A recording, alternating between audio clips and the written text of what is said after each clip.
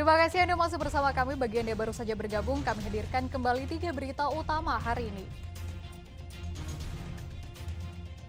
Angin puting beliung menyapu puluhan rumah warga di Sukabumi dan Indramayu. Puluhan bangunan rusak diterjang. Berjoget dukung Capres-Cawapres nomor urut 2, Guru SDN 3 Gobras, Kota Tasikmalaya, dinyatakan bersalah oleh Bawaslu. Seorang perempuan terekam kamera pengawas mencuri ponsel milik keluarga pasien di Purwakarta.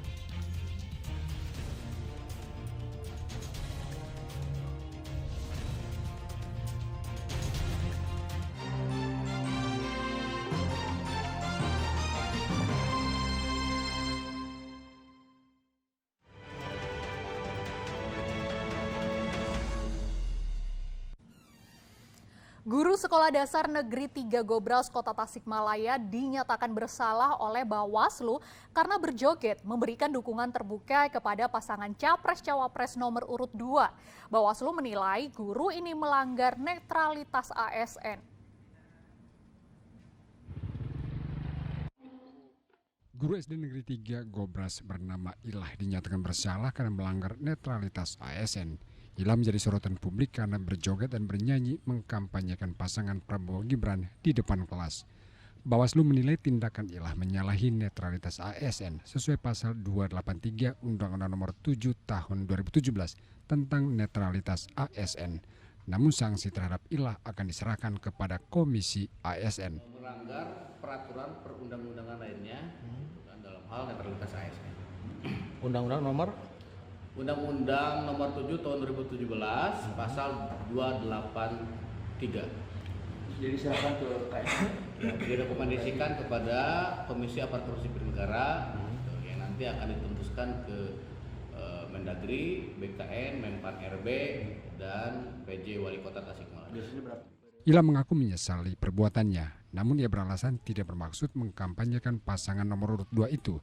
Ia berharap sanksi yang dijatuhkan kepadanya tidak sampai membuatnya diberhentikan sebagai ASN. Secara tidak disengaja, saya tidak bermaksud berkampanye karena saya seorang guru suka bernyanyi-nyanyi, menggantikan syair-syair lagu-lagu dangdut dengan kisah-kisah saya yang sudah terjadi baik di pengadilan maupun hari ini. Kasus Ilah sempat menggemparkan warga Kota Tasik karena statusnya sebagai guru ASN, namun berpihak pada pasangan nomor urut 2 secara terbuka. Eko Stebudi melaporkan dari Tasikmalaya. Calon Presiden nomor urut 2 Prabowo Subianto berkampanye di Jawa Barat akhir pekan kemarin. Prabowo kembali berjanji akan melanjutkan semua dan memperbaiki program Presiden Jokowi jika nanti terpilih.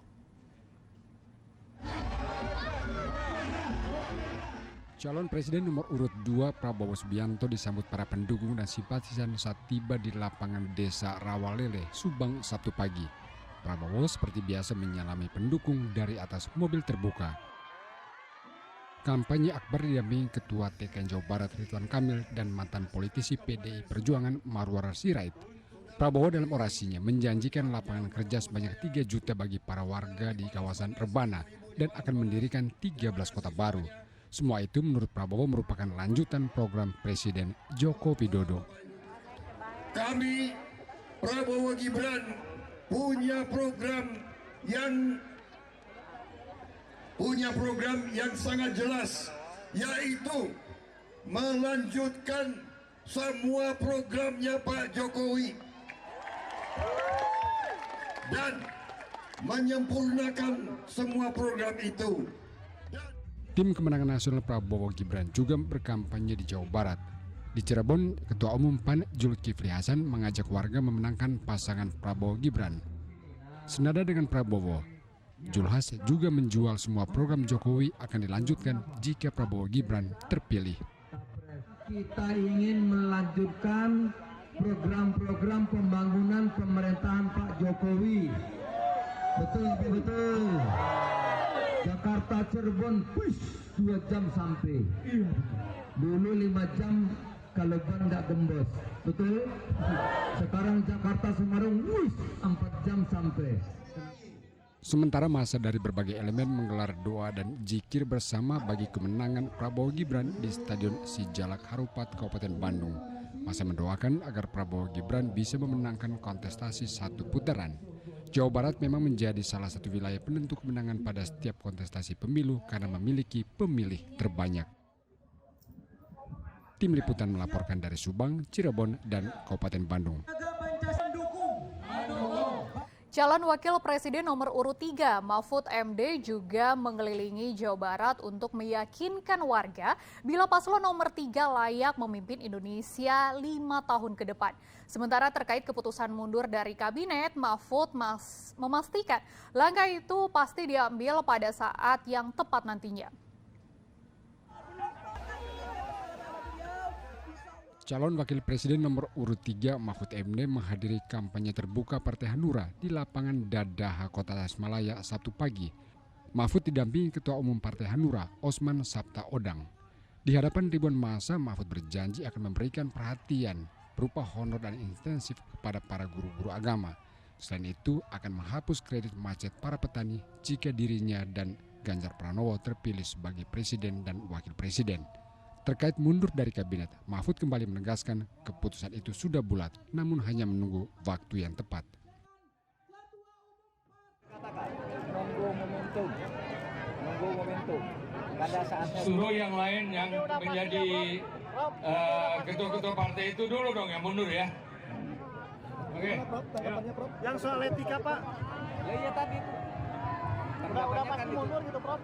Iya nunggu momentum. Pasti lah itu. Pasti. Dari kota Tasik, Mahfud kemudian menuju Karawang. Ia menemui para kiai se-Jawa Barat di Pondok Pesantren Al-Ijaz, Karawang Sabtu sore. Kehadiran Mahfud disambut hangat para pendukung. Namun Mahfud mengaku kehadirannya bukan untuk berkampanye, melainkan lebih untuk memberikan arahan agar para kiai bersama-sama menjaga persatuan dan kesatuan bangsa.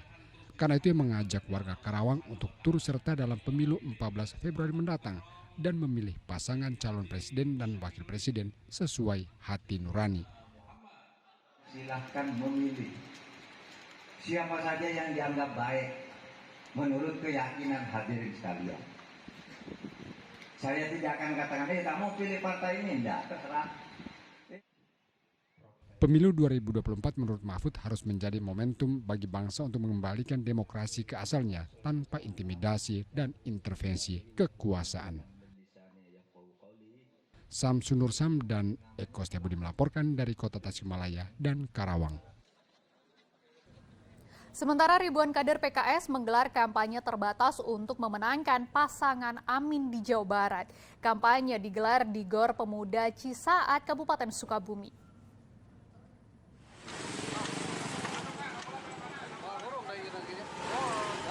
Ribuan kader dari 6 dapil di Kabupaten Sukabumi dan 3 dapil dari Kota Sukabumi menghadiri kampanye terbuka di Gor Pemuda Cisaat, Kabupaten Sukabumi Sabtu siang.